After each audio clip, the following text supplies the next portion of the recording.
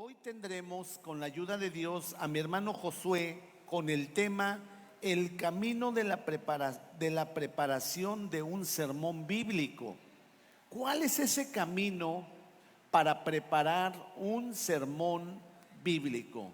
Entonces dejamos el tiempo a mi hermano Josué Lara Vázquez para que él pueda exponer esto que tenemos preparado. Sí. Muy atentos, por favor.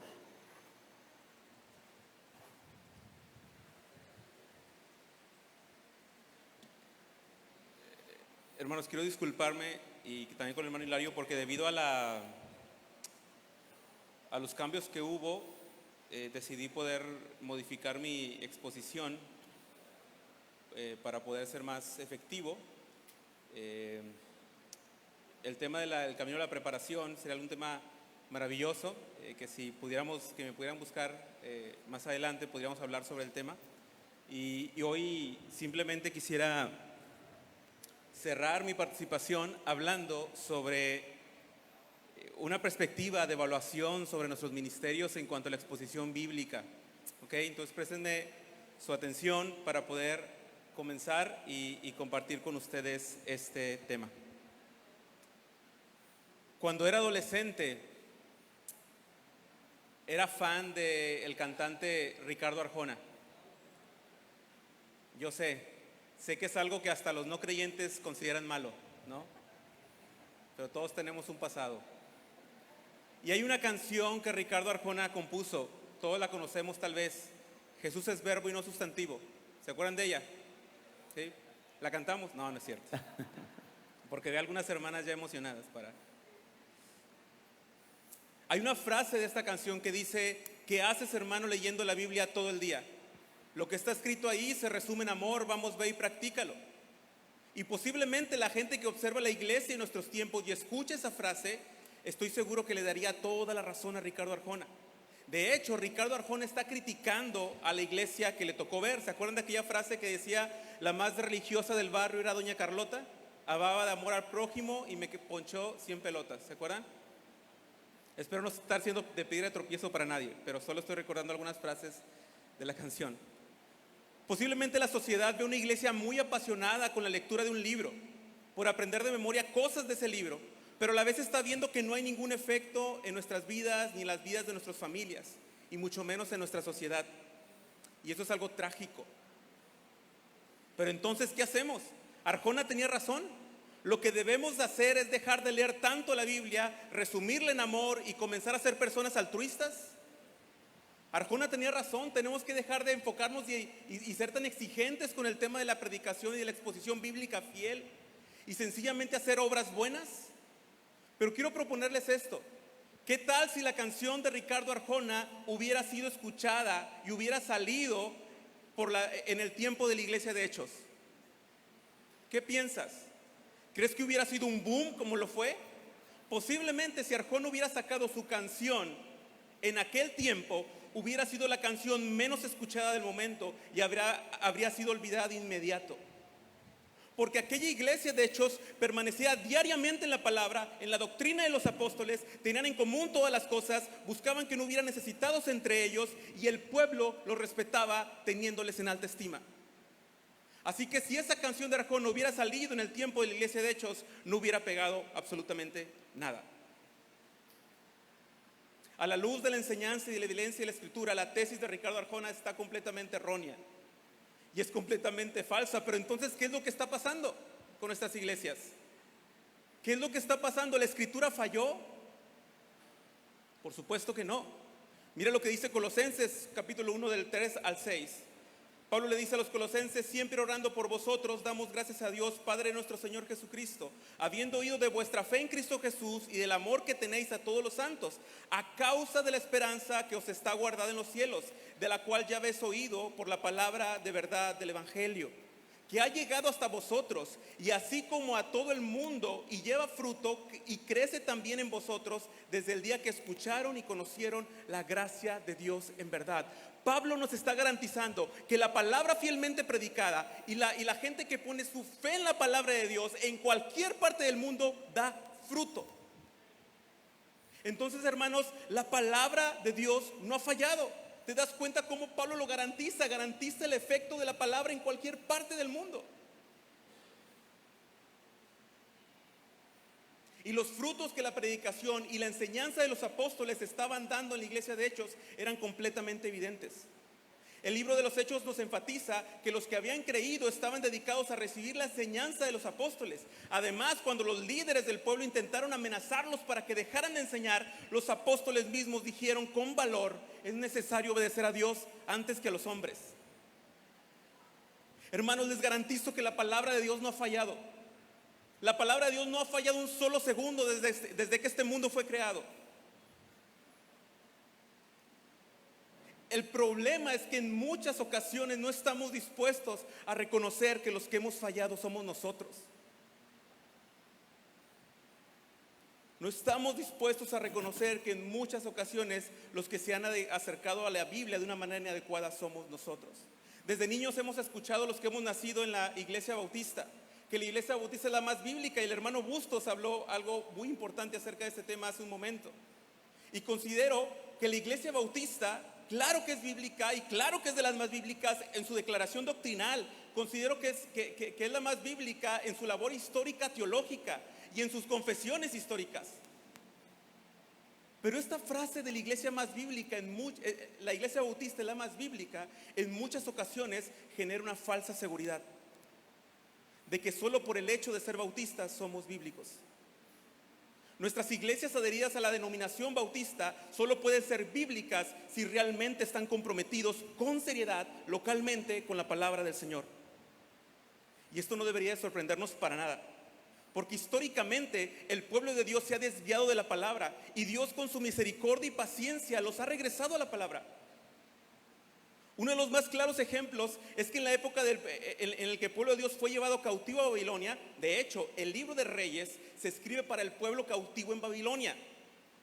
¿Cuál era la intención y el propósito del libro de Reyes? Explicarle a la gente que estaba cautiva en Babilonia por qué razón están cautivos. Y por esta razón, en el libro de Reyes encontramos una frase repetitiva a los que la han leído. Y este rey hizo lo que lo malo ante los ojos de Dios. Este rey hizo lo bueno ante los ojos de Dios, como su padre David. Y el profeta que está escribiendo el libro de Reyes para este pueblo cautivo les está diciendo: les voy a recordar y les voy a explicar por qué fueron cautivos. Y la razón por la que fueron cautivos es porque los reyes y los sacerdotes fueron idólatras y se alejaron de mi palabra y de mi pacto. Cuando Dios cumplió su palabra de juicio para su pueblo, después de 70 años los libera y regresa para reconstruir la ciudad de Jerusalén. Y ahí es cuando Esdras vuelve a abrir el libro de la ley. ¿Se acuerdan? Lo decíamos ayer. Y la gente llora al escuchar y al entender las palabras de la ley. Otro ejemplo está en el libro de Hechos. Lucas nos muestra el discurso de defensa de Esteban ante el concilio. Este discurso es maravilloso. Esteban les recordó la historia del pueblo de Dios desde Abraham hasta esos días, y les recuerda que el pueblo que estuvo en el desierto fue idólatra y fue desobediente a Moisés. Les recuerda que el pueblo antiguo mató a los profetas que traían la palabra de Dios, y después les dice que ellos hacen lo mismo. Les dijo: ustedes son duros de cerviz, incircuncisos de corazón y de oídos. Vosotros resistís siempre al Espíritu Santo, así como vuestros padres, así también son ustedes. Hermanos, las personas a las que Esteban les está hablando eran los encargados de cuidar y de juzgar y de enseñar al pueblo de Dios. Esteban no le está hablando a cualquier persona. Esteban está hablando hacia los líderes y maestros del pueblo. Ellos eran los encargados que seguían oponiéndose y resistiéndose a la palabra de Dios. Y Esteban concluye confrontándolos de haber matado al justo, al Mesías que los profetas anunciaron. Después de esto, aquel concilio grita, se tapan los oídos para no escuchar a Esteban, y comenzaron a apedrear a Esteban. Espero no estar dándoles ideas. Hermanos, históricamente la iglesia del Señor se ha desviado de la palabra. Los primeros 4 siglos de historia de la iglesia fueron de mucha persecución, pero también de muchísimo crecimiento. Entre la iglesia más era perseguida, era más incomodada, más crecía. Los primeros pastores de la iglesia hicieron un gran trabajo cuidando de la iglesia con la palabra del Señor ante tanta falsa doctrina que había en aquel entonces. Sin embargo, después de que Constantino oficializara la iglesia cristiana y se consumara esta oficialización a finales del siglo IV, la iglesia dejó de ser perseguida y comenzó a ser meramente institucional. El historiador Justo González, hablando sobre esta época, menciona que debido a esta situación, comenzó a llegar gente a la iglesia de la ley del gobierno. Comenzó a llegar gente de la ley del gobierno. La iglesia comenzó a tener más recursos y más favores del imperio. Se dieron templos más grandes cuando antes solo podían tener casas pequeñas. Comenzaron a vestir a los pastores con ropas elegantes y empezaron a traer incluso el incienso del palacio a las iglesias. Pero la moral y la santidad de la iglesia comenzó a debilitarse. Eusebio, entrevistando a Jerónimo, que Jerónimo fue un obispo de aquel entonces, Jerónimo dijo lo siguiente en el año 392 después de Cristo. Quiero escribir, dijo Jerónimo, para demostrar por qué medios y a través de qué agentes recibió su nacimiento y cómo a medida que ganó fuerza, creció por la persecución la iglesia y fue coronada con martirio. Y luego quiero escribir que después de llegar los emperadores cristianos, como aumentó en influencia y en riqueza, de la misma manera disminuyó en sus virtudes cristianas. Cuando llegó el tiempo de la reforma, en medio de la iglesia estaba completamente desviada, vendiendo la salvación a través de indulgencias. Se decían cosas terribles como que en cuanto la moneda cae en el alfolí y se escucha, el alma de tu familiar sale del infierno, sale del purgatorio, perdón. Y en medio de ese mundo Dios levanta a hombres fieles también, que se levantaron para proclamar que la salvación era solo por gracia, solo a través de la fe en Cristo Jesús, con la sola escritura, con solo Cristo y con solo a Dios la gloria también. Entendiendo la influencia que tuvo la reforma para la iglesia bautista, el historiador bautista Justo Anderson dijo lo siguiente: las principales fuentes de autoridad en la historia de la iglesia han sido la tradición, la escritura y la conveniencia. Lo alarmante de estas tres fuentes de autoridad no es demeritar ni la escritura ni demeritar la tradición, sino el actuar político y conveniente de algunos para usar la escritura o la tradición para intereses no adecuados. Y en ese mundo, con la tradición y la historia pasada anabautista, como lo dijo también nuestro hermano Bustos, en ese momento se levantó una iglesia que decide magnificar la palabra escrita de Dios como la única fuente de autoridad, a quien la tradición y la conveniencia tenían que rendirse. Y según Justo Anderson, esa fue la iglesia bautista. Hermanos, una pregunta: ¿por qué razón fue que el pueblo antiguo de Dios se desvió? ¿Por qué razón la iglesia histórica se desvió? Sencillo, por descuidar seriamente la palabra de Dios, no importando a qué grupo o en qué era estaban. La razón de todos estos desvíos sencillamente es porque eran personas que luchaban con el pecado, luchaban con la mentira que Satanás le dijo a Eva en el huerto. No es cierto lo que Dios dijo, dijo la serpiente. Si comes del fruto no morirás, sino que si comes de ese fruto vas a ser como Dios, conociendo el bien y el mal. Tú vas a decidir lo que está bien y está mal. Y esa fue la mentira que Satanás le dijo a Eva y cayó. Y nosotros seguimos lidiando y luchando con esa mentira. Y la razón por la que ocasionó todos estos desvíos es la misma razón que nos puede hacer desviarnos a nosotros. Así que, hermanos, solo quiero apelar a una sola cosa y estoy terminando. Por favor, no crean que por ser bautistas no podemos desviarnos. Todo el tiempo asumimos que nosotros somos los más bíblicos. Dejemos de asumir eso y comencemos a demostrarlo.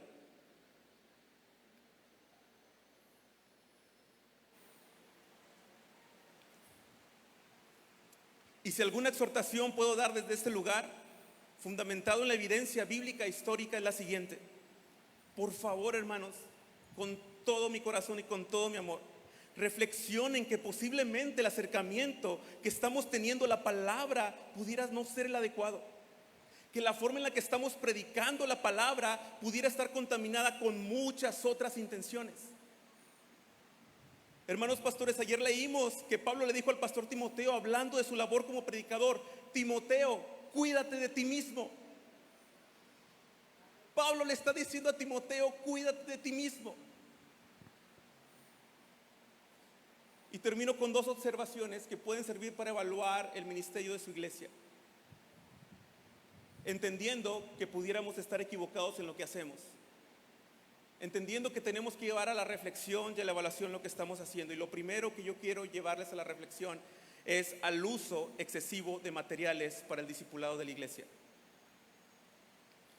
Hermanos, presten mucha atención, porque me estoy jugando que ningún editorial quiera publicar mis libros en el futuro.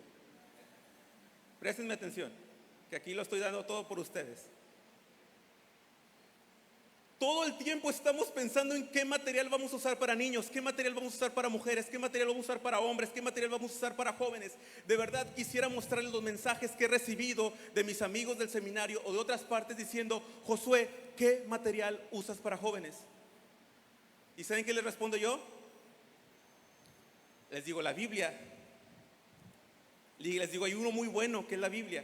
Y mis amigos se ríen y me dicen: no, hombre, ya en serio. Y yo les digo, estoy hablando en serio, la Biblia. Teníamos un grupo de discipulado en jóvenes adultos en un café en la ciudad de Monterrey. Y antes de comenzar me encuentro un amigo y me dice: ¿qué están haciendo? Y le digo, tenemos un grupo de discipulado. ¿Y qué creen que me preguntó? ¿Qué material están llevando? Y yo le dije, la Biblia. Y él se rió y me dijo, sí, pero ¿qué material? Y yo, estamos estudiando Primera de Timoteo. O sea, pero así sola, la Biblia pelona. ¿Esa fue su expresión? Así decimos en el norte. Yo le dije, sí, así la Biblia sola, pelona. Hermanos, esto que les digo ustedes saben que es cierto. Y con esto no estoy demeritando ningún material y a ningún editorial, porque estoy seguro que todos estos materiales pueden fortalecer la iglesia. Pero siempre y cuando la iglesia tenga una dieta sólida en la palabra de Dios, y siempre y cuando esos materiales no reemplacen la enseñanza fiel de la palabra, realizada por un maestro de la iglesia capacitado para hacerlo, cualificado para hacerlo. Es decir, el problema no son los materiales, sino el valor y la posición que nosotros como iglesia les hemos dado. Hermanos, no somos el pueblo de los materiales. ¿Somos el pueblo de qué? Del libro, de la palabra. Y finalmente, observe la falta de entrenamiento que puede haber en sus iglesias locales para desarrollar nuevos maestros de la palabra y pastores. Hermanos, es alarmante la cantidad de iglesias que hay con pastores que, aunque ya son grandes de edad, y ese no es el problema que sean grandes de edad, el problema es que no desarrollaron a más maestros o pastores que pudieran continuar con la obra. Pablo le dijo a Timoteo claramente que una de sus labores principales era lo que has oído de mí ante muchos testigos: manda a hombres fieles que sean idóneos para enseñar también a otros. Hermanos pastores, ustedes no son suficientes para la iglesia. La iglesia necesita ser cuidada y alimentada por más pastores, por más maestros. Su labor es desarrollarlos. Pablo le recuerda a la iglesia perseguida en la diáspora: toda carne es como la hierba, y toda la gloria del hombre como flor de la hierba. La hierba se seca y la flor se cae, mas la palabra del Señor permanece para siempre. Y esta es la palabra que por el evangelio os fue anunciada. Hermanos, nuestros ministerios van a pasar, nuestra vitalidad va a pasar, nuestras grandes iglesias y modelos van a pasar. Algún día yo ya no voy a poder predicar, todo esto se terminará, pero la palabra del Señor, solo la palabra del Señor permanecerá para siempre. Asegúrate de que estás gastando toda tu vida, tu ministerio, tu fuerza, tu valor, tu tiempo, tu dinero, no para que florezca tu ministerio, tu propio liderazgo, porque todo eso se marchitará, pero solo la palabra del Señor permanecerá para siempre. Un fuerte aplauso, ¿no, hermanos? Creo que esta reflexión nos lleva a valorar lo que Dios está haciendo en pastores jóvenes, como lo es Josué. Ahora, no sé si tengamos alguna pregunta hasta aquí. Recuerde que tiene hojitas, es para escribir, no para hacer cartas de amor. Pero vamos a hacer estas dos preguntas, creo que son las únicas que tenemos para esto. ¿Qué está pasando con la predicación hoy? ¿Qué está pasando con la predicación hoy? Y de una vez la otra, tenemos la escritura. ¿Por qué no hay una iglesia que impacte hoy? Si todos los bautistas tenemos la escritura y la usamos, ¿por qué no hay una iglesia de las nuestras que impacte hoy? Adelante. Creo que hay un problema teológico con el tema de la predicación. No entendemos teológicamente qué es la predicación. De hecho, he escuchado muchas veces que dicen, amigos míos cercanos, y que respeto mucho, me dicen: en la iglesia estoy hablando sobre cómo mejorar la comunicación con la familia. ¿Okay? ¿Es bueno dar consejos sobre cómo comunicar mejor la familia? Sí, definitivamente. Pero no puede ocupar el lugar de la palabra de Dios predicada el domingo. El domingo el pueblo se reúne teológicamente a escuchar la palabra de Dios y adorarle. Entonces creo que el problema con la predicación es un problema teológico. De hecho, cuando alguien dice están estudiando un libro de la Biblia, le llaman, es un estudio bíblico. Y ustedes se han dado cuenta que hemos diferenciado lo que es un estudio bíblico de la predicación. Pero hermanos, la hermenéutica fiel, como lo mencionaba el hermano hace un momento, demanda un estudio bíblico diligente. La predicación presupone un estudio bíblico. No es que es un estudio bíblico y es una predicación. Es un error de concepto y es un error teológico. Y la segunda, ¿por qué no hay una iglesia? Yo creo que la va a haber. Y yo creo que Dios está levantando a muchos de ustedes y a muchas iglesias que van a ser de mucha fortaleza para otras. Y quiero animarles a que sigan haciendo lo que están haciendo y que sigan predicando y enseñando fielmente la palabra de Dios. Amén. a sus vidas. Edgar. Sí, de hecho podemos percibir fácilmente cuál es nuestra percepción acerca de la importancia de la Biblia cuando hacemos esas distinciones que comenta Josué. ¿Cuántas veces no hemos dicho, bueno, no, es solo una reflexión de 15 minutos? O cuántas veces cuando los pastores tratamos de explicar a la iglesia que elaborar un sermón de una manera correcta nos demanda horas. Y entonces la gente dice, ¿pero por qué? Si solamente vas a pararte ahí 40, 50 minutos. O sea, y ellos piensan que es simplemente cualquier cosa, entendemos esa parte. Yo pensaría con respecto a la otra pregunta que yo creo que sí hay iglesias. Yo creo que tenemos que primero plantearnos a qué es ese impacto al que nosotros nos estamos refiriendo. Porque a lo mejor estamos pensando en un impacto que en nuestra cabeza se traduce en una iglesia que tiene mucha fama, muchos números, pero no es eso el estándar, ya lo establecimos ayer. El estándar bíblico son vidas transformadas y eso cuesta trabajo, eso tarda. Y como no nos parece que eso sea una iglesia viva, una iglesia de impacto, entonces tendemos a pensar que eso no es así, pero la verdad es que sí. Tendríamos que replantearnos primero cuál es el concepto que tenemos acerca de una iglesia de impacto. Y si podemos ajustarnos a lo que la Biblia dice y podemos ver a nuestro alrededor en las comunidades en donde estamos, nos vamos a dar cuenta que sí está ocurriendo ese impacto. Sí está ocurriendo un impacto bíblico, pero otra vez, siempre y cuando lo veamos a través del filtro de la palabra. Una pregunta más. ¿Por qué si se predica la palabra y no vuelve vacía, nuestras iglesias son pequeñas? ¿Por qué? Sí, creo que el día de ayer comentábamos también acerca de los números, que muchas veces los números no son propiamente un indicador correcto al cual hay que prestar atención, es un síntoma, efectivamente. Pero también considero que el impacto que Edgar estaba diciendo hace un momento tiene que ver más con las vidas transformadas que están sucediendo y eventualmente el crecimiento se va a dar. El punto es ser lo suficientemente pacientes para que el evangelio, al ser vivido, al ser predicado y vivido por la iglesia, así como decía Josué hace un momento, entonces eso va a traer el impacto eventualmente. Ahora, lo cierto también es que a lo largo del libro de los Hechos de los Apóstoles, una de las cosas que nosotros vamos a ver si estudiamos el libro en su totalidad es que cada vez que la iglesia predicaba el evangelio y vivía el evangelio, lo cierto es que también había dos tipos de respuestas naturales. Uno es que se acercaban al Señor y creían y la palabra de Dios crecía y se multiplicaba, pero por otro lado la hostilidad crecía a la misma velocidad. Entonces es obvio que va a haber personas que no van a querer recibir el evangelio, pero al mismo tiempo, por esos pocos o muchos que puedan llegar al evangelio, necesitamos nosotros ser fieles a la palabra.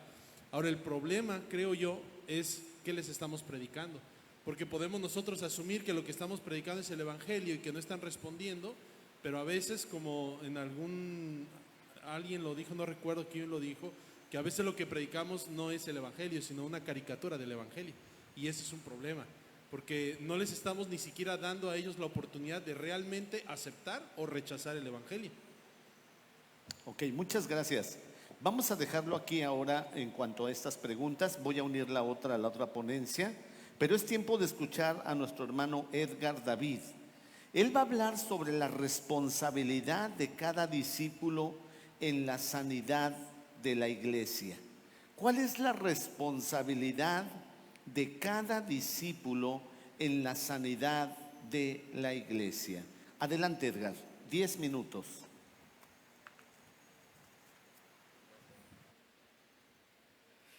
Bueno, ayer establecíamos que una parte indispensable es el rol del pastor. ¿A qué deberíamos entonces dedicarnos? ¿Se acuerdan la pregunta con la que arrancaba ayer? Si solo pudiéramos hacer una cosa y solo una durante el resto de nuestro ministerio como pastores. Espero que hayamos pensado entonces en que lo que deberíamos de hacer es enfocarnos en liderar a la iglesia. El pastor tiene que liderar a la iglesia a través de la palabra. ¿Por qué? Porque como ya estableció ahorita Josué, tenemos que hacer lo que Dios dice y eso es lo que nos pide a nosotros el Señor. Podemos hacer muchas otras cosas, pero de aquello en lo que el Señor nos va a decir es: lideraste a la iglesia en la cual estabas, hiciste lo que para aquello por lo cual te envié ahí. Tenemos que hacer lo que Dios dice, como Él lo dice, cuando Él lo dice. Y para que una iglesia esté revitalizada, entonces también es necesaria la participación de cada creyente en la iglesia, porque si el pastor tiene que hacer algo y enfocarse en eso, ¿cuál es la labor de los demás? Bueno, esto implica al menos dos cosas que yo creo que usted pueda reconocer en este pasaje que está allá en Efesios 4 del 11 al 16, un pasaje muy conocido con respecto a estas cosas. La primera que encuentro ahí es que el pastor tiene que capacitar a esos santos para la obra del ministerio. ¿Cuántas veces pensamos que simple y sencillamente porque alguien está en la iglesia, de alguna manera va a aprender? Lo vemos, no lo decimos así, pero ¿a poco no identificamos esa etapa o ese tiempo que una persona ha pasado como para poder decir que ya es una persona madura? No vemos la Biblia que dice que es acepta a una persona madura, sino que ya tiene 10, 20, 30 años en la iglesia, creemos que es una persona madura y eso no es cierto. Porque nosotros asumimos eso, porque no hacemos esto, no capacitamos a los santos para la obra del ministerio, que es lo que dice este pasaje. Él dio a algunos el ser apóstoles, a otros profetas, a otros evangelistas, a otros pastores y maestros, a fin, ese es el objetivo, de capacitar a los santos, todos los creyentes, para la obra de ministerio, para la edificación del cuerpo de Cristo, hasta que todos lleguemos a la unidad de la fe y del conocimiento del Hijo de Dios, a la condición de un hombre maduro, a la medida de la estatura de la plenitud de Cristo. Los capacitamos para la obra de ministerio. No tiene que ver con el ministerio pastoral, no es para que solamente ayuden al pastor y entonces esa es la medida. Cuando habla aquí esto, habla del ministerio de la iglesia, el ministerio de servicio. No tiene que ver entonces necesariamente con asuntos eclesiásticos, con la vida de la congregación el domingo en la mañana. Estamos hablando aquí acerca de formar personas. Vamos a entrenarlos para que sirvan a los demás, capacitarlos para que edifiquen a otros. Y cuando eso ocurre, según el pasaje, entonces avanzamos a la imagen de Cristo, todos como cuerpo. Eso es lo que menciona el pasaje más adelante. Dice, para la edificación del cuerpo de Cristo, hasta que todos lleguemos a la unidad de la fe y del pleno conocimiento del Hijo de Dios, a la condición de un hombre maduro, a la medida de la estatura de la plenitud de Cristo. Y entonces, dice Pablo, cuando eso ocurra, ya no seremos niños sacudidos por las olas y llevados de aquí para allá por todo viento de doctrina, por la astucia de los hombres, por las artimañas engañosas del error. Significa que es cierto, somos fuertes. Quizá, como ya lo acaba de comentar ahorita Josué, no necesariamente como bautistas somos los más correctos en la interpretación y estudio bíblico. Podríamos llegar a decir, sí, somos fuertes en el conocimiento, en la enseñanza acerca incluso de lo que la Biblia dice. Vamos a enseñar lo que ahí dice. Creemos lo mismo, creemos estas cosas. El asunto es ¿cuánto de esto realmente estamos practicando adecuadamente? La medida entonces es cuánto nos parecemos cada vez más a Jesucristo. Para que eso ocurra, el pastor tiene que dedicar tiempo para capacitar a otros, que luego capaciten a otros para parecerse cada vez más a Jesucristo. ¿Cuánto tiempo puede usted estar con los creyentes en la semana? ¿Cuánto? La gran mayoría, en un mes podríamos estar a lo mejor las 1, 2 horas con algunos, y eso es solamente el domingo en la mañana.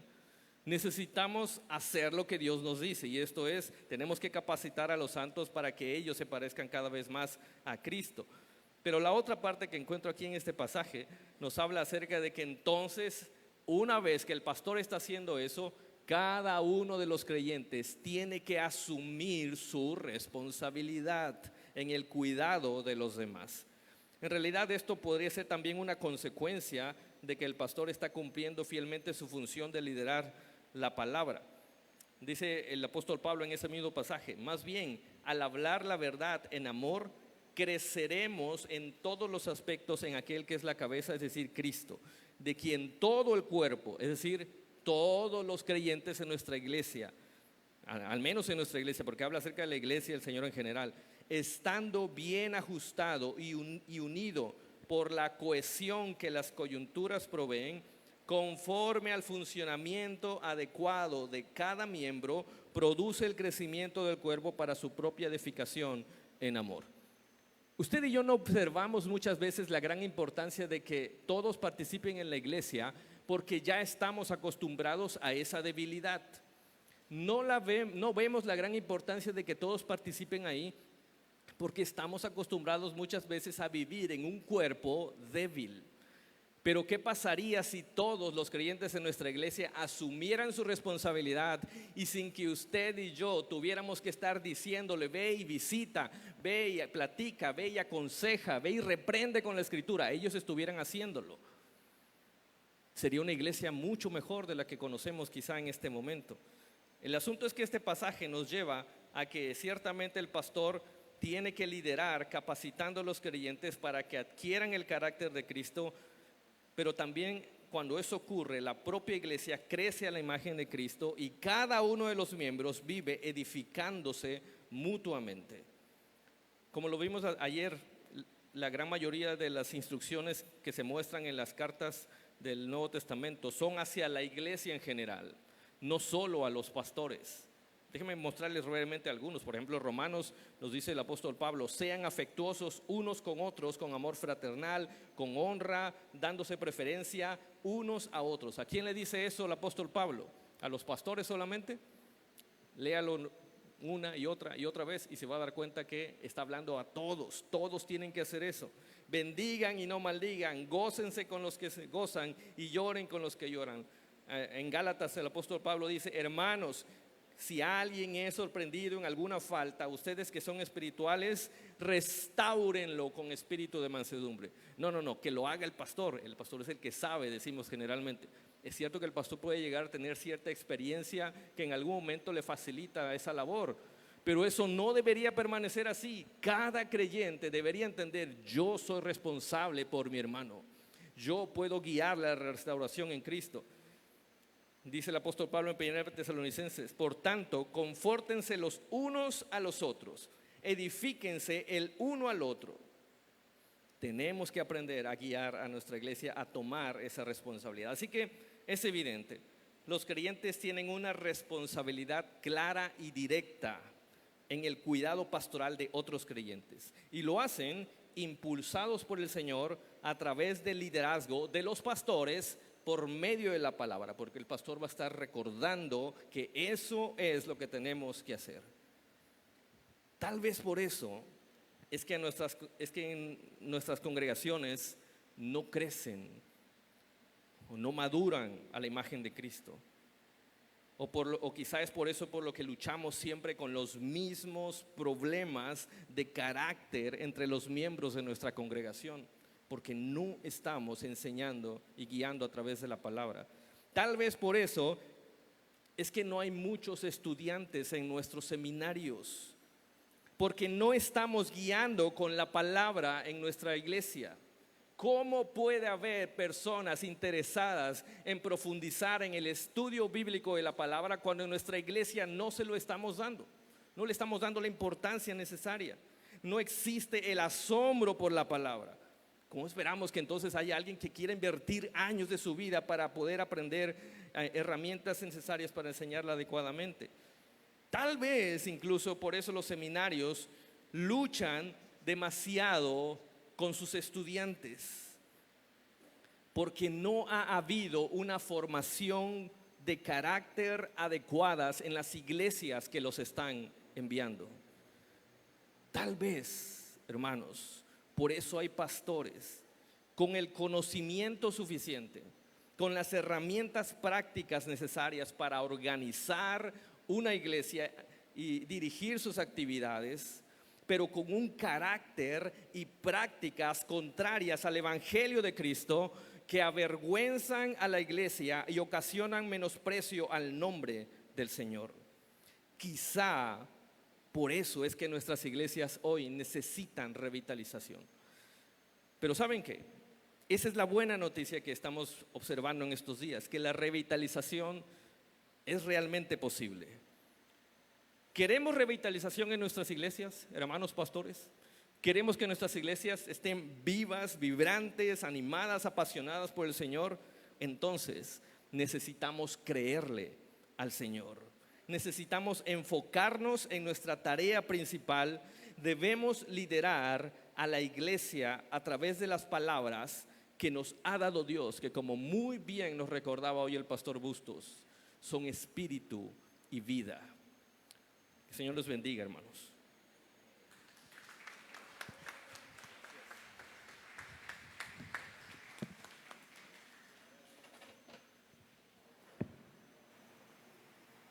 Gracias, hermanos, de verdad, muchas gracias por estas exposiciones de reflexión. Vamos a hacer preguntas ante esta ponencia que se acaba de dar y voy a leer una pregunta que se arrojó de la exposición pasada y voy a hacer una pregunta de ahorita. ¿Qué tan importante es la tarea de los pastores en entrenar a los otros para una fiel exposición bíblica? A los maestros de niños, hasta los adultos mayores, y no solo a los que predican. La Biblia es nuestra regla de fe. Sin embargo, no confundas la enseñanza. Debe tener una estructura, debe dedicarse tiempo en tener un objetivo, una planeación y un desarrollo y una aplicación. Lleva mucho tiempo prepararla. ¿Tiene tiempo para que los maestros que no son de tiempo completo puedan preparar una buena clase? Adelante.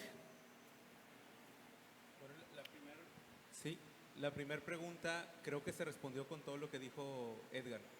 O sea, la respuesta es sí, hay que entrenar y capacitar a todos, definitivamente. En la segunda, sobre el tiempo para preparar y para todo esto, creo que necesitamos enfocarnos en las estrategias más adecuadas y tenemos que principalmente ser fieles a la palabra. No te voy a decir qué hacer, pero te voy a decir lo que dice la palabra.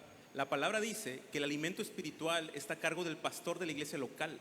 Es decir, ya sé que ven videos de otros pastores y un montón de cosas, pero el alimento espiritual para tu vida está comprometido del pastor de la iglesia local, ¿ok? Y de maestros de la iglesia local, porque ellos son los que te conocen. El problema con muchas veces, no estoy diciendo que los materiales no sean buenos, hay muy buenos materiales, ¿ok? Lo que estoy diciendo es que esos materiales no pueden suplantar la labor pastoral de enseñanza en la iglesia. Es labor del pastor, no de un pastor en Estados Unidos o en otra ciudad que escribe algo para la iglesia. Ese pastor no conoce a la iglesia, ese pastor no ministra a la iglesia. Es labor del pastor ir a la palabra y alimentar al rebaño y alimentar a la iglesia. Entonces, creo que los materiales son buenos, sí son buenos cuando se tiene una buena dieta de la palabra. Ahora, en lo otro que tenemos que reflexionar como iglesias es en la cantidad de actividades que tenemos. Posiblemente tenemos demasiadas actividades y no nos alcanza el tiempo para preparar tantas cosas. Es otra cosa en la que tenemos que reflexionar. Hermanos, ¿quién se acuerda de lo que predicó su pastor este domingo? Levante la mano. Muy pocos. El otro problema es que muchas veces enseñamos mucho más de lo que la iglesia puede recordar. Tenemos que hacer una dinámica más adecuada, más fiel y más objetiva de la enseñanza en la iglesia. No dudo que se tenga que hacer todo eso, yo digo amén a eso, pero entonces tenemos que aprender a hacer eso bajo los principios que la Biblia nos menciona. Y es una labor de cada iglesia saber cómo lo hará. Y también creo que es importante enseñar a la iglesia que nos den la oportunidad de tener el tiempo suficiente para la preparación de la enseñanza y de la capacitación de otros líderes. Yo de verdad no saben cuánto le agradezco al Señor que cuando recién llegué a la iglesia, los hermanos dijeron: pastor, ese tiempo es para esto y por favor no atienda a nadie. Nadie tiene la oportunidad de ser atendido en ese tiempo porque es para eso. Y de verdad nunca en la vida había visto que alguien hiciera algo de ese tipo. Pero cuán importante es que la iglesia se vea involucrada y que entienda la importancia de que el pastor necesita tiempo para preparar su predicación. Porque eso de pararse el sábado en la mañana y decir no tengo nada de qué voy a predicar y a ver qué voy a hacer, porque en la semana tuve esto y esto y esto y esto y esto y esto y el otro, no debería de suceder así. Y cuanto más que en realidad no estamos como siervos de Dios, no estamos llamados a ser activistas en ese sentido. Estamos llamados a capacitar a otras personas para la edificación del cuerpo de Cristo. Entonces, si yo quiero que el cuerpo de Cristo sea edificado, con mayor razón debo de darle prioridad al entrenamiento de líderes, al entrenamiento de pastores, predicadores, maestros. Obviamente va a llevar tiempo, pero creo yo que si una persona tiene el don y el llamado de Dios para predicar la palabra, no podemos dejar simplemente las cosas ahí. Necesitamos ayudarles a desarrollar esos dones, porque al final son aquellos que van a enseñar, que van a ser nuestros brazos, por así decirlo, para la hora de la enseñanza, y al final el que rendirá cuentas de eso somos nosotros, como decía Josué. Bueno, Adelante. pienso que también, bueno, porque entendía que la idea aquí era, bueno, tal vez es una carga demasiado grande para el maestro o maestra de la iglesia, tal vez es demasiado el hacer todas estas cosas, ¿cómo va a tener tiempo para eso? Yo quisiera regresar a algo que comentó Josué hace un momento, que creo que esto tiene que ver más con una intención, ¿cómo decirlo? Una percepción teológica acerca de la Biblia, la importancia teológica de la Biblia. Supongamos que ninguno de nosotros tiene la oportunidad en este momento de dar una predicación o enseñar una clase a un grupo en nuestra iglesia. Creo que todos estamos de acuerdo en que aún así usted debería de estudiar su Biblia como si realmente fuera a enseñarla a alguien, ¿verdad que sí? Todos. Usted no se, bueno, espero que no. Usted si le piden que vaya, predique o que enseñe una clase, usted no ahí se pone a estudiar la Biblia. Usted se supone que ya la está estudiando y que le va a dar la intención y todo lo mismo, aunque no lo vaya a hacer. Es cierto que se habla ya acerca de una estructura de pensamiento que puede ayudarnos a explicarlo mejor y que pueden haber algunas herramientas que nos ayuden, entonces algo así. Sin embargo, el punto aquí es que usted no necesita eso. Y si enseñamos en nuestras iglesias que es sumamente importante que cada creyente se meta a la Biblia, porque eventualmente, aunque no va a pararse enfrente de una iglesia o enfrente de un grupo a enseñar formalmente, tiene que explicar la Biblia a otra persona, entonces, si vamos trabajando eso, entonces la persona va a estar preparada para que si eventualmente le toca hacerlo de una manera formal, pues entonces pueda hacerlo.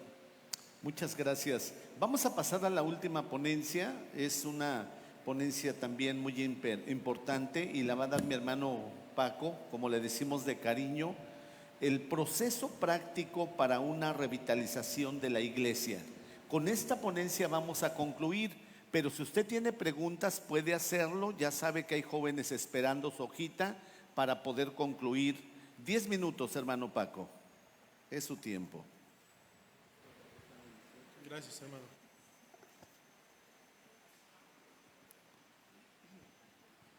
Buenas tardes, hermanos. Quisiera comenzar recordando algo de lo que dije el día de ayer y voy a leerlo textual para que no se me vaya nada. La motivación, hermanos, del proceso de revitalizar una iglesia es traer gloria a Dios, lo cual básicamente comienza con una congregación arrepentida que reconoce su pecado, que ha dejado de ser sal y luz en su comunidad, pero que está dispuesta a ir a Dios para permitir que la palabra le defina y le dirija. Ahora, la pregunta que probablemente quede en el aire es, bueno, pastor, ¿y cómo logramos eso? ¿Cómo logramos que una congregación vaya de un estado a lo mejor de estancamiento o de decadencia a un estado saludable? Bueno, hermanos, simplemente haciendo una evaluación. Y yo considero, hermanos, que esta es la parte más difícil de todo proceso. En un momento más, hermanos, voy a compartir con ustedes algunas ideas muy prácticas de cómo poder llevar a cabo un proceso de revitalización. Pero debo decir, hermanos, que todo comienza haciendo una evaluación, lo cual es bien difícil, porque implica reconocer los males, las dolencias que tenemos, y la verdad es que eso no es fácil. Así como no es fácil, hermanos, para una persona reconocer que su estado de salud se ha estado deteriorando y que si no hace un cambio radical probablemente podría su vida estar en riesgo, tampoco, hermanos, es fácil para una iglesia en decadencia reconocer que necesita cambios radicales, que de lo contrario terminarían simplemente en una tragedia aún mayor. Hermanos, nosotros creemos en un Dios de resurrección, amén. Y por ello, hermanos, es que la revitalización, dar vida una vez más, resucitar, son solo sinónimos, es solo un acto de Dios. Hermano, es importante que usted entienda esto de una buena vez. La revitalización no es su trabajo, porque el único que puede dar vida es el Señor. Él es el único que puede dar vida. Ahora hablemos de la evaluación, porque eso sí lo podemos hacer. Lo que debemos evaluar. Ahora, es triste que en México, hermanos, este asunto de la revitalización es un tema muy nuevo. Apenas hace algunos años empezó a hablar al respecto. Personalmente me interesé en este tema hace 2 años apenas. Y la verdad, hermanos, es que como convención, solo por poner el ejemplo, apenas el año pasado en Puebla se estableció de manera formal el área de fortalecimiento de iglesias.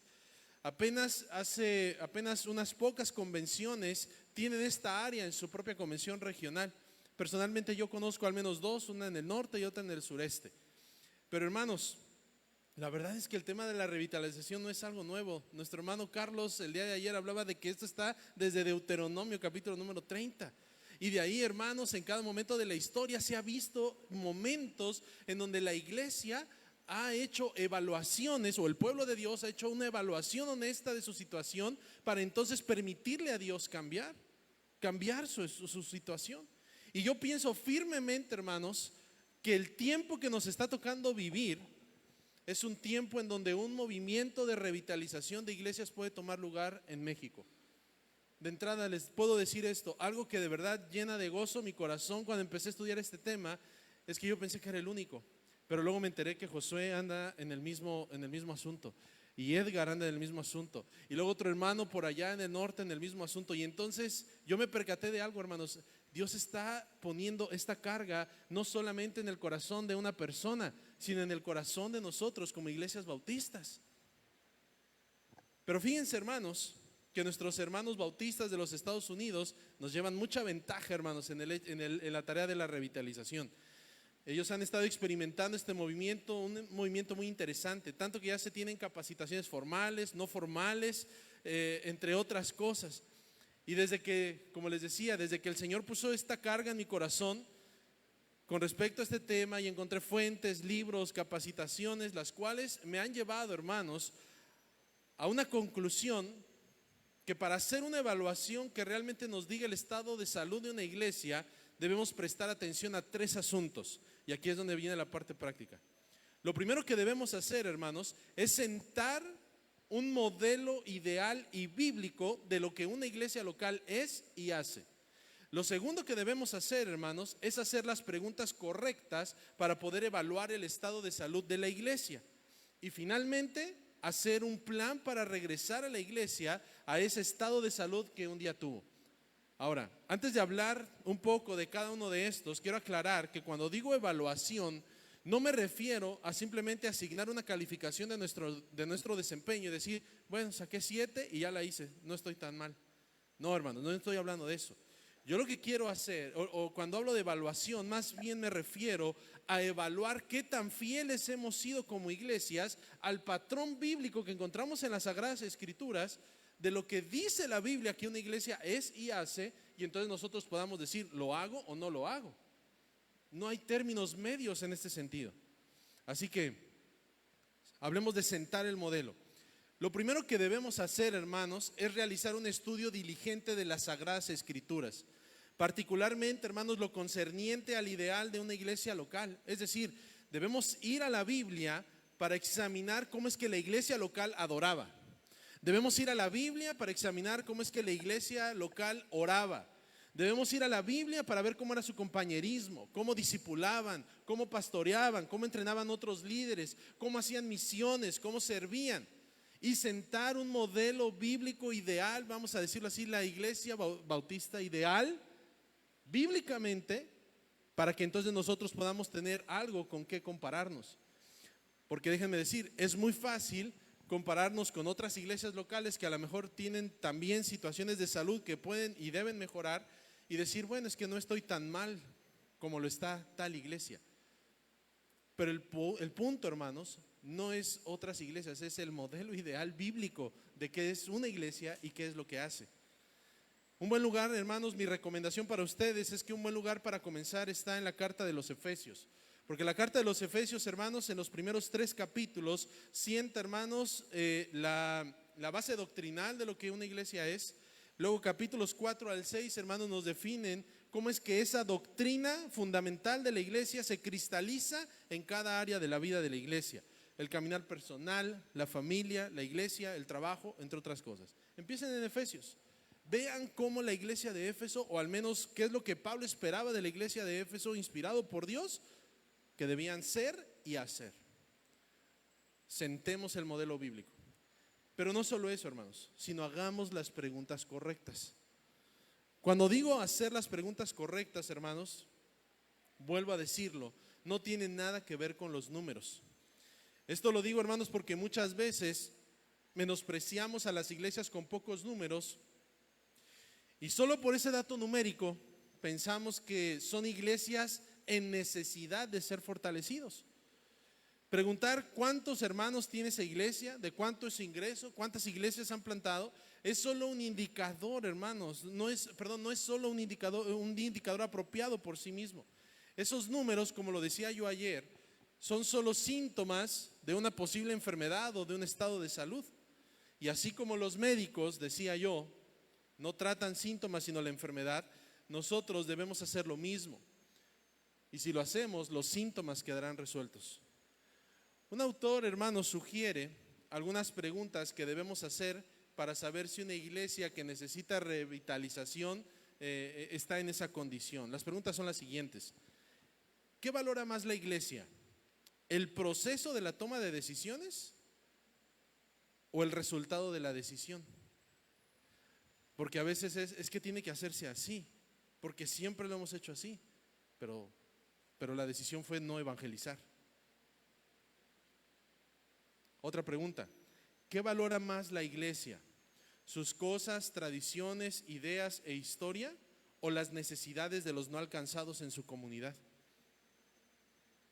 Otra más, ¿los líderes de la iglesia han fracasado en pasar el liderazgo a la siguiente generación? Otra más, la iglesia ha dejado gradualmente de ser parte de su comunidad. Otra más, las iglesias se han vuelto dependientes de programas o de la personalidad de su líder para su crecimiento y estabilidad en lugar de la sola palabra de Dios. Otro más, la iglesia culpa a la comunidad por la falta de respuesta al evangelio y de hecho generan cierto resentimiento hacia la misma por no responder al evangelio. Es decir, es que no vienen, es culpa de ellos, por eso no son salvos, porque no vienen. Ellos tienen la culpa. ¿Hace eso la iglesia? Y una más que se nos ocurrió ayer que estábamos cenando, aquí la anoté. Esta ya es de nosotros. ¿A dónde acude la iglesia cuando tiene que tomar una decisión? ¿Acude a Dios y su palabra o a la tradición y pensamientos humanos? Hermanos, sé que contestar este tipo de preguntas puede tornarse en algo álgido. Pero déjenme decir, hermanos, que aunque sea difícil, esto nos va a permitir evaluar al menos 5 áreas en donde toda iglesia debe ser evaluada, más allá de los números. Debe ser evaluada en cuestión de autoridad, liderazgo, membresía, unidad y adoración. Brian Croft, un autor que habla mucho acerca de la revitalización de los Estados Unidos, dice que estas 5 áreas son en las que más comúnmente las iglesias en necesidad de una revitalización tienden a perder el rumbo. Si yo me parara el domingo en su congregación y les preguntara a la iglesia, hermanos, en esta iglesia, ¿quién manda? Yo estoy seguro que en una congregación bautista normal, perdón hermano, el 50% probablemente me diría, pues el pastor. Otros podrían decir, no, pues los hermanos porque son los fundadores. Otros, no, la femenil. Pero hermanos, déjenme corregir eso de una buena vez. Quien manda en la iglesia es el Señor Jesucristo. Él manda. Y si Él dice que algo hacemos, nosotros lo hacemos y no lo cuestionamos. Él manda. El liderazgo, hermanos, la labor pastoral, la multiplicidad de pastores. No me acuerdo si fue Josué o David, ayer hablaban de que la palabra pastor en el contexto de una iglesia local en el Nuevo Testamento nunca se usa en singular. Usted puede leer el libro de los Hechos, usted puede leer las cartas de Juan, las cartas del apóstol Pablo, Santiago y cualquier otro escritor bíblico, Pedro mismo, siempre se habla en plural. No tenemos problema para hablar de la multiplicidad de diáconos, pero cuando hablamos de la multiplicidad de pastores, nos ponemos a temblar. El administrador se empieza a tronar los dedos y dice, ¿y de dónde vamos a sacar para pagarle otro pastor? Liderazgo, membresía, hermanos. Tristemente creo yo que uno de los más grandes problemas que tienen las iglesias que necesitan revitalización es que los miembros no entienden lo que significa ser miembros de la iglesia. No saben lo que significa. Creen que ser miembros es alzar la mano y ya. Pero ser miembros no es eso. Ya voy a terminar, hermano. La unidad, la adoración, el proceso bíblico, hermano, el propósito bíblico de reunirnos cada domingo. Y ahora sí, hermanos, con esto termino. Diseñar un plan de acción para regresar a la iglesia local a un estado saludable, considerando las áreas en que la iglesia local se ha rezagado. Hermanos, es imposible crear un plan que se amolde a todos, porque todos somos diferentes. Cada iglesia tiene sus particularidades y en última instancia es Dios y no un comité, es Dios y no un equipo, es Dios y no un liderazgo, es Dios y no un ser humano el que puede traer vida a la iglesia.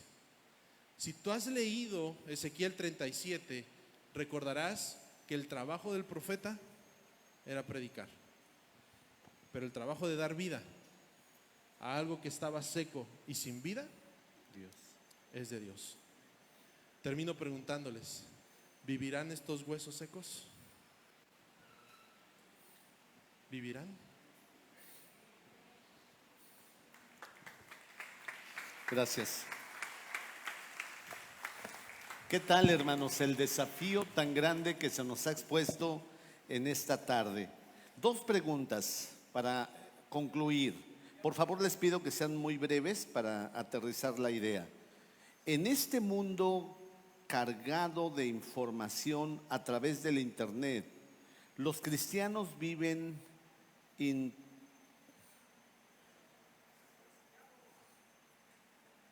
¿viven qué? ¿Cómo despertar en ellos el interés en oír y aprender la palabra de Dios?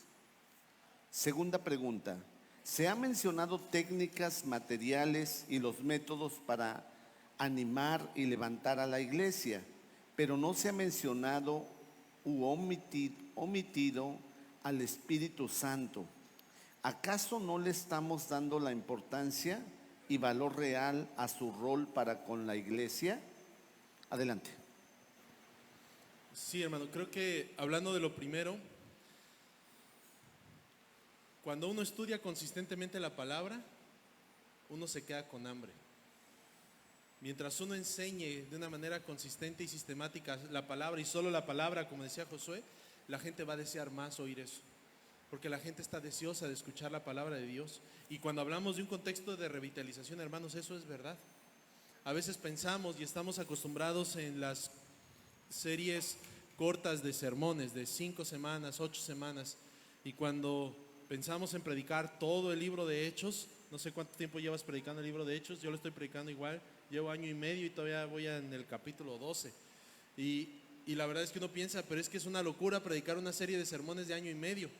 Pero la realidad es que la iglesia, uno hace responsable incluso a la iglesia de saber lo que uno va a predicar y ellos pueden prepararse con anticipación y eso es lo que sucede. Y llegábamos y las pláticas después son: pastores, que yo no había visto esto, pero mire, vi esto y usted no lo dijo. Y la dinámica que se genera de estudiar la escritura y solo la escritura es impresionante. Entonces es cuestión de ser fieles a la predicación bíblica, fiel, y entonces se va a generar, es algo natural. La palabra causa hambre. Gracias. Adelante. Pienso que otra vez estamos hablando de algo que se ha comentado.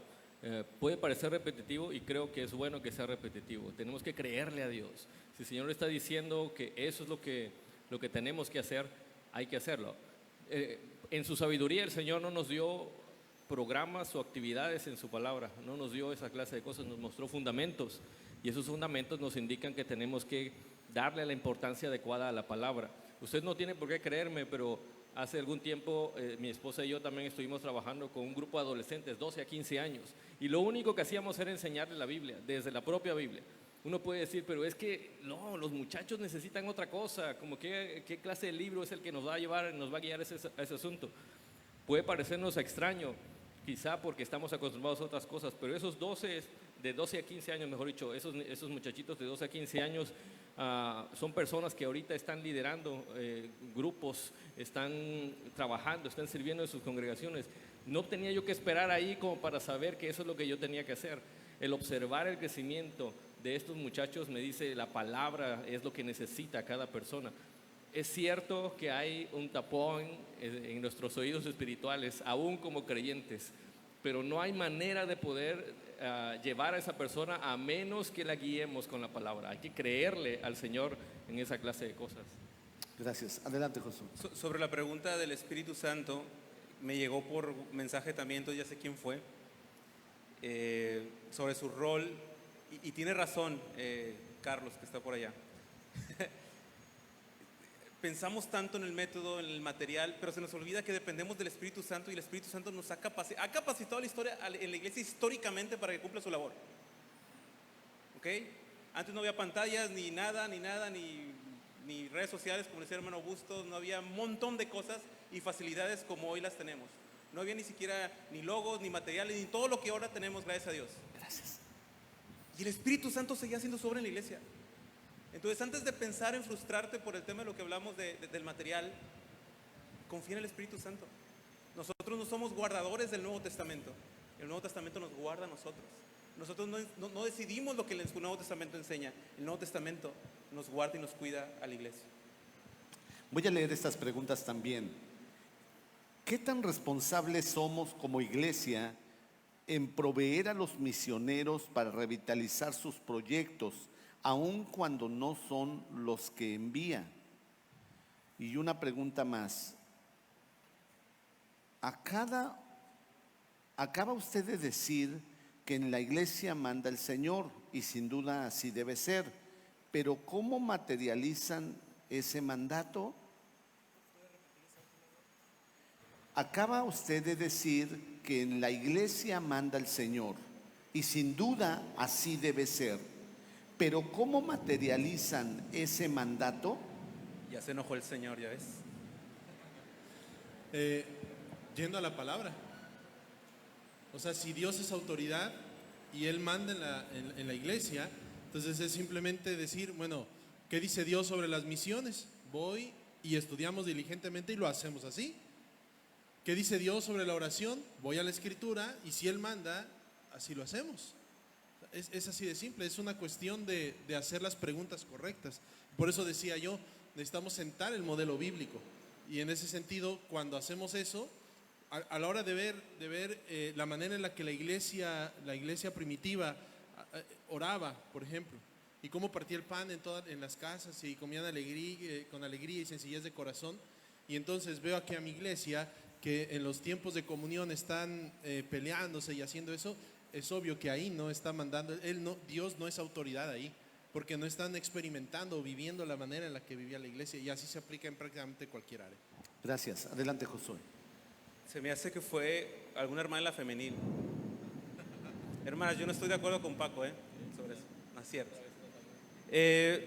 Hermanos, nuestro principio de gobierno de la iglesia dice lo siguiente. Dice que la iglesia es una monarquía, donde Dios es el rey y nosotros somos su pueblo. Ante las cosas que la palabra de Dios no enseña con claridad, La iglesia considera que la voluntad de Dios está en el mutuo acuerdo, ¿ok? Pero ¿cómo hacer que Dios sea el rey, que Él sea la cabeza? Bueno, número uno, lo es, y Él nos va a juzgar por eso. Pero la forma en la que lo hacemos, otra vez, es retomando todo lo que ha hablado Edgar, todo lo que hemos hablado ya de la importancia de la palabra, y es que la labor de los pastores y maestros de la iglesia es pensar bíblicamente y liderar bíblicamente a la iglesia con la palabra. Es decir, debido a que la palabra menciona esto, creemos que la decisión más sabia es esta. Y la iglesia tiene que estar escuchando continuamente la reflexión de los pastores bíblicamente para tomar decisiones. ¿Ok? Por mencionar algo, en la Ciudad de México, digo, en la Ciudad de Monterrey hace muchos años, hablando de las misiones, le quitaron el sueldo a un pastor porque le depositaban su dinero y hay una promoción en el banco que le triplicaban la cuenta y ese mes le dieron 3 veces más y se enojaron con él y dijeron, no, porque un misionero no puede ganar más que un pastor. ¿Dónde está eso en la Biblia? Eso es envidia, le tocó la suerte de que le triplicaran la cuenta, déjenselo. El asunto es que no vamos a la palabra para tomar decisiones. Los pastores no estamos reflexionando bíblicamente en si lo que estamos decidiendo, la decisión que está tomando la iglesia está en la palabra, está respaldada por el fundamento bíblico, y sé que lo sabemos hacer, y sé que saben hacerlo, y sé que saben a lo que me refiero. Yo creo, hermanos, también que a veces es evidente que no sabemos muchas de estas cosas porque decimos, pero ¿qué hago en esto o lo otro? La Biblia no dice nada acerca de eso. Es cierto que hay muchas de esas cosas que no dice literalmente la Biblia. Yo creo que algo que lo que podemos hacer primeramente es concentrarnos en lo que sí dice la Biblia, y entonces ahí, en ese camino, vamos a comenzar a entender el resto de cosas. Si no estamos dispuestos a orar, leer la Biblia, mantener nuestra santidad, servir, amarnos unos a los otros, ¿sí me explico? Estas cosas no están a interpretación. Ahí no podríamos decir simplemente, pero ¿qué querrá el Señor? ¿Será que sí quiere que evangelicemos o no? Tristemente hay reuniones de iglesia en las que se ha dado la decisión de, como decía Paco, no vamos a evangelizar ya porque no sé. ¿Sí me explico? En las cosas que literalmente el Señor sí está colocando ahí como un fundamento, como una práctica adecuada para la iglesia, tenemos que entonces hacerlo. Creo que ahí es donde se ve el señorío de Cristo, bueno, que tanto estamos tomando en cuenta el señorío de Cristo en la iglesia, en esos detalles. Cuando lleguen las otras cosas en las que ya tenemos que tomarnos otro tiempo para orar y todo, va a ser evidente la voz de Dios en un pueblo que ha estado dispuesto a obedecerle aún en lo mínimo, ¿no?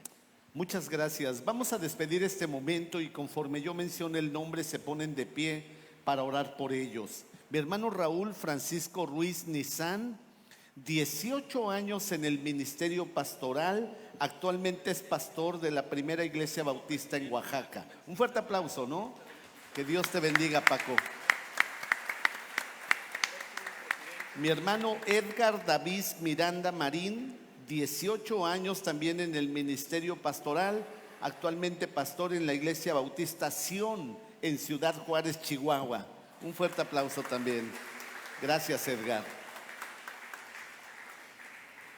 Y mi hermano Josué Lara Vázquez, 15 años en el ministerio pastoral y actualmente está en la Iglesia Bautista Piedra Angular en Monterrey, Nuevo León.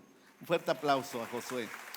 Acuérdense de estos pastores, hermanos, porque son los que nos van a cubrir en algunos años a los que ya estamos saliendo de este ministerio, ¿verdad? Y que Dios los bendiga. Gracias por su participación. Josué casi tiene que irse porque va a tomar un vuelo de regreso a casa. Sin embargo, voy a pedir que nos pongamos de pie, vamos a orar por ellos y así cerramos este buen momento. Hermano Alejandro, pase usted a orar por ellos.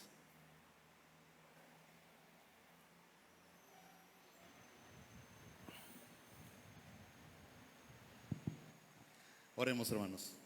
Padre amado, queremos darle gracias por la vida de nuestros hermanos aquí al frente. Gracias por la disposición de participar en estas actividades y rogamos, Señor, que usted les siga usando poderosamente a cada uno de ellos como a cada uno de nosotros. Pero particularmente, Señor, damos gracias por sus vidas, por el ministerio, por sus familias.